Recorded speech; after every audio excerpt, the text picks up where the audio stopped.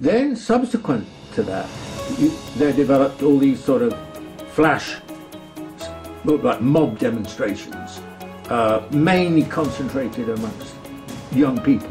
And they were conducted in a way which most societies would regard as unacceptable, because they involved attacking property, attacking the police, and of course occupying the airport, which I doubt whether there's any society, an advanced society, would tolerate that situation. But that's not the narrative in the Western media. No, the Western media have been hypocritical. In a way, condoned the violent behaviour of these student groups. I mean, for example, the occupation of the airport was never really, as far as I could see, being clearly condemned in the British media or the Western media. Why not? They would never tolerate that happening, for example, in London, at London Heathrow. So why is it not acceptable in Britain and acceptable in Hong Kong?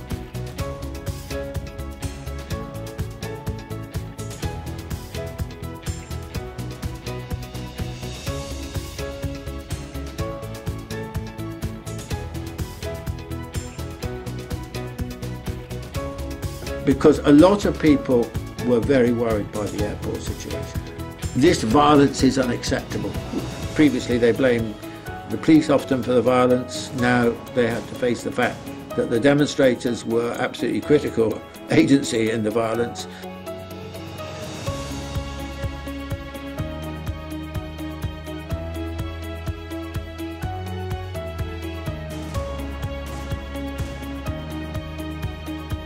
The real answer is to create a different atmosphere in society, which makes it, which excludes that kind of behaviour.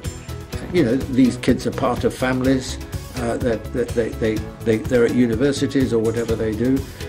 They're part of communities, so they're not impervious to the reaction of the wider population. Hong Kong hugely benefited from Deng Xiaoping's reforms and became the kind of front office, if you like, for China's transformation. They thought they'd all done it themselves, but in fact, you know, the previous 20 years have been because of China.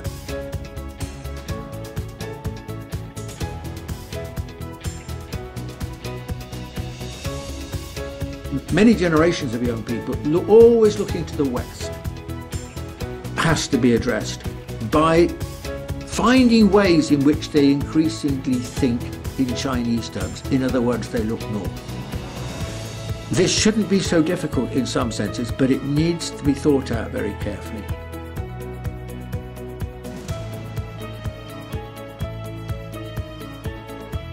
I think it's rather sad to see students doing this, because, you know, do they really want to go back to 156 years of British colonialism? I mean, are they celebrating democracy? I'm sorry, the British never introduced any kind of universal suffrage in Hong Kong. Throughout 156 years, they never got vaguely close to it. The only time when they began to talk about it was as the handover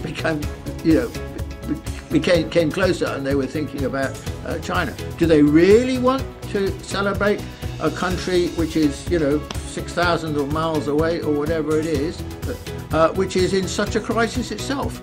If you were in Hong Kong, what do you want to address to the protesters, especially the youth? I would say to them, where do you think you're going? You know, what are you seriously arguing? Do you think Hong Kong it can be independent? It's not independent. It's absolutely integrated into the Chinese economy. So you know, what does independence mean for you? You wave the Union Jack and you wave the Star. What are they going to do for you? It's not where the world is going. And you need to be part of the future. You don't need to be part of the past. You're kids. You've got the lives in front of you, and all you want to do is go backwards.